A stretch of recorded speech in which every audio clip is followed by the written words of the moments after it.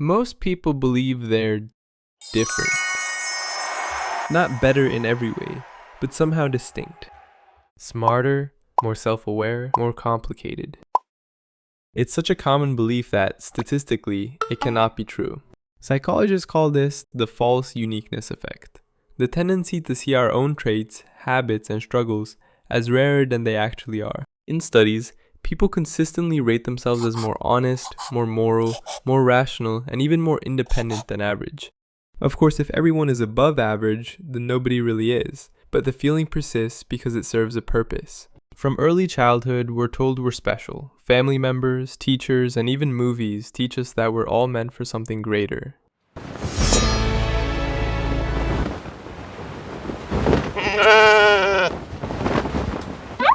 But this mostly isn't the case, and so the gap between how we perceive ourselves and how the world treats us becomes uncomfortable.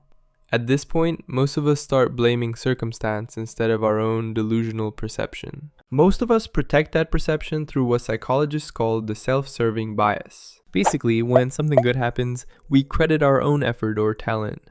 But when something bad happens, we blame circumstance, timing, or other people. This bias makes it easier to live with failure, but at the same time makes it harder to learn from it. There's also the Barnum effect, our tendency to treat vague, general statements as if they apply specifically to us.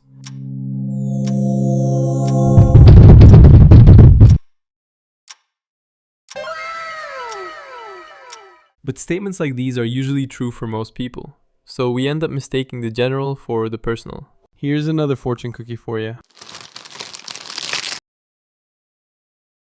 The optimal distinctiveness theory. First proposed by Dr. Marilyn B. Brewer in 1991, this theory suggests that people seek an optimal balance between belonging and individuality within social groups and situations. In other words, we want to fit in and stand out at the same time. But, as the name implies, there's an optimal point between the two. Too much conformity feels suffocating, and too much uniqueness feels lonely. The problem is that modern society keeps turning people inward. We're losing interest in fitting in, and instead we glorify the outsider or outcast mentality. Yet at the same time, we seem lonelier than ever before. This loops back to the self-serving bias. And so we conclude that the problem lies in everyone else, not in us. That our pain and character are simply misunderstood, and that those around us are too blind or too mediocre to understand. But perhaps the biggest reason we think we're special is simply because we all want to be accepted. We all want to belong, to be seen, heard, and understood. Deep inside, there's a longing for all these things, for community and for friendship.